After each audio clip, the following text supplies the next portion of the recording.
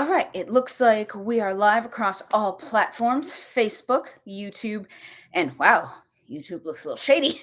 Um, and Instagram. We are in a different location today. I am in my hometown for the evening, getting some stuff done before the holidays. So, thanks for pinch hitting with me, guys, and going with the flow. So, my name is Lily McNamara with Lily of the Light, and I am here talking about the 12 Days of Christmas Spiritual Advice Edition. And we are on day six geese a laying, and how that works for you and what that looks like. So, six geese a laying in the traditional sense of the song, which is always what we go over first, is for the 6 days of creation. And then God rested on the seventh day. That is the traditional way of doing it. That is not the way that we talk about for those of you who have tuned in before. We take it and we put our spiritual twist on it. So, this actually came up for me earlier today when we put so much, and honestly, it's more on women than men, if we're being honest right now. When are you going to have babies? Did you have a baby? And I was telling my mom about this time that my cousin had a holiday many years ago, and everyone in the family, these were her in-laws, started talking about her lady bits, started talking about their health, why she had not had another child and what was wrong with her, because in detail, talking about her sexual organs at a holiday. And I realized that happens a little bit too much.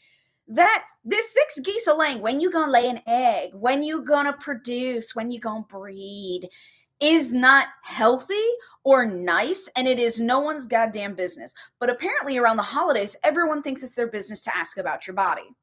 And again, as every other week, I tell you what I say to people, because what I say is usually outrageous and offensive and makes them shut the fuck up.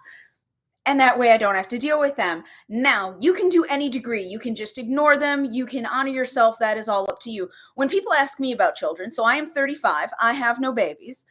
And at the moment, in the foreseeable future, I do not plan to. And when people go, why don't you have babies? Why don't you have babies? I tell them I was pregnant twice. I have no children. Thank you so much for bringing it up. And while I am confident in myself and I have mourned and grieved in my own way, I can say that and not feel shitty. And they always get uncomfortable. And then I ask them, did you really think that was appropriate to ask? Well, I didn't know. I didn't know. Exactly. If you don't know, don't ask. Don't be that person. Do not be the person at the dinner table that asks a woman when she's going to do that. That's not cute, and it's none of your business. Lady bits, men bits, bits. Bits are no one's business. Bits do not belong at any holiday event, let alone Christmas, Yule, anything like that. Keep it to yourself.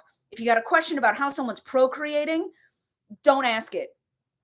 When I talk to people, again, I'm very vulgar. I'm like, so you're telling me their greatest achievement is that they didn't pull out? And that's fine. Children are amazing and wonderful. You all know that I love children, but it's like that's not necessarily an accomplishment to be talking about and advocating for, especially when it's none of your business. So during the holiday season, I don't know why it becomes so important for people to discuss this openly, but when they do, please let them know that it is none of their business. Please set a solid boundary with people, and you can do it in the offensive way that I do, that makes people feel like shit and really lets them know that they should not ask those kind of inappropriate questions. Or you can do it in your own way, add your own flavor to it, add your own little pizzazz. Now, so that is about like the inappropriate questions that people can ask during the holiday season that people feel like they have a right to ask. Not fun, not cool. But now let's talk about the other geese a laying in this sixth day of Christmas. The geese who have hatched, shall we? The children. Now, I love kids. I love my tiny humans. I love my niflings. I love them all. I used to be the director of kids programming for a nonprofit. I am Peter Pan and Mary Poppins mashup. I love it. And I think that there are certain places for kids, and they're absolutely at holidays. Remember to keep the magic going. When I was young and we had family holidays, the six geese a laying, the kids, the little babies, were the priority. Making sure that the magic always happened was something that was really important to my family. And to this day, I still think holidays are magical because of it. We packed so much awesomeness into 1 week. It was crazy. And we did that with both Easter and Christmas. And so for the tiny humans in your life, go above and beyond. You may be having a shit day. You may be having a shit week, a shit month, a shit year. It's adulting. It's hard. Don't let that magic fade for the children. The children are going to remember this as the year that Auntie was a real bitch. And you don't want to do that. You want to be the magical auntie. My niflings call me a unicorn. They're like, you're magical. And then when I run out of energy, they call me a donkey. They're like, oh. And then they will bring me caffeinated pop like Coke, Dr. Pepper. And they'll be like, here is unicorn juice. We would like more magic, please. And let me tell you what, I chug that pop. I race towards that caffeine high and I keep going because the kids need magic. Your little Geese A Laying needs some magic in their life. And so with that, it's knowing that they should be able to do that and setting boundaries. Boundaries is really important when it comes around kids and also childbearing and everything like that. And the thing with kids is that if someone is dumping kids on you and they're not your responsibility, that's not cool. That happens in a lot of families where it's like, oh, good, I'm here. I do not have to. My kids will be off. No, they're still your kids. You're still a parent. Still take care of them. Don't be a douche about it.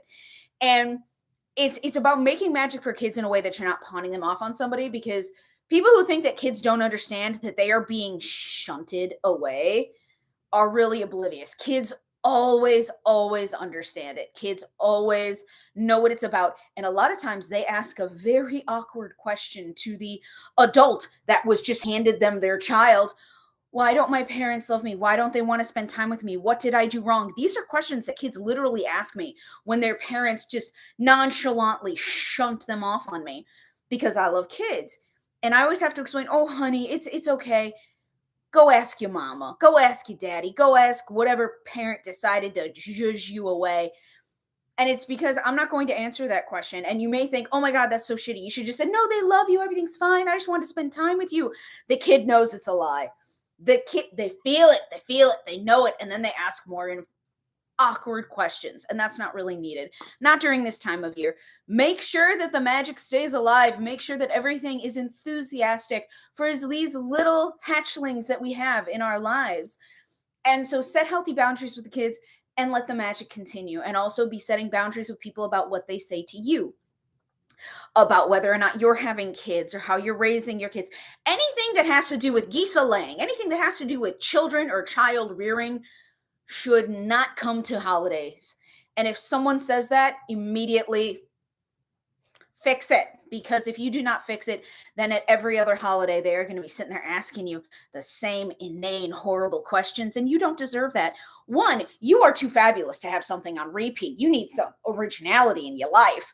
But also, it's just not cool. It's not cool to ask those questions or think it's okay to ask those questions. So correcting people is absolutely allowed.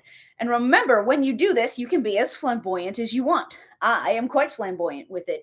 Other people, not so much. Rock you. Support yourself. Have healthy boundaries in the way that you process them. Don't wait to be like, oh, well, Lily does it this way, so I have to be like loud and irreverent. No, not everyone can tell their grandma off. It's a talent. It's a talent.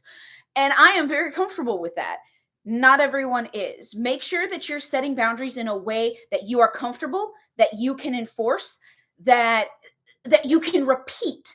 Because people will, when you set a boundary, I would love it if people just understood boundaries, but vast majority of the time, no, not how it happens. So set a boundary that you can continue to reinforce. If you set a boundary really loud, but you can't enforce it, it's just going to be walked all over. So set boundaries in a way that you can enforce them. However that looks to you. Some people it's walking out of the room. Some people it's sending a text message saying, hey, I didn't really appreciate that after the thing. Some people it's being irreverent and inappropriate to get the point across. Stick up for yourself in a way that matters to you, in a way that works to you. The way that I stick up for myself is not the way that a cousin or my mom or my best friend or my colleagues will stick up for themselves. All the ways that you set boundaries are valid. They do not have to look a certain way for people to respect them. If someone says, you did not do jazz hands when you said don't touch me, so it doesn't count, how stupid would that be? No, you set a boundary and it's like, hey, don't touch me. Even if you're whispering, a whisper is still a no. A whisper is still a boundary. Set boundaries in a way that you can resonate with. So that is the six geese a laying for this week. Thank you everyone for tuning in and being able to roll with the punches as we did things a little bit differently here. So remember, when it comes to kids at holidays, keep the magic alive, and it's no one's goddamn business what happens with anyone's body, male or female or gender neutral, non binary, I don't care. And again, a lot of times it's focused towards women. So if you want to advocate for that, if you want to be loud and outrageous, I fully support you. In fact, I would love it if you took video and sent it to me, and then I could encourage you from afar, and that would be just lovely. So remember to like, share, and follow, and we will be here tomorrow. Depending upon, I might be teaching a class, depending upon the weather. There's supposed to be a lot of snow where I am, and the roads may close and everything.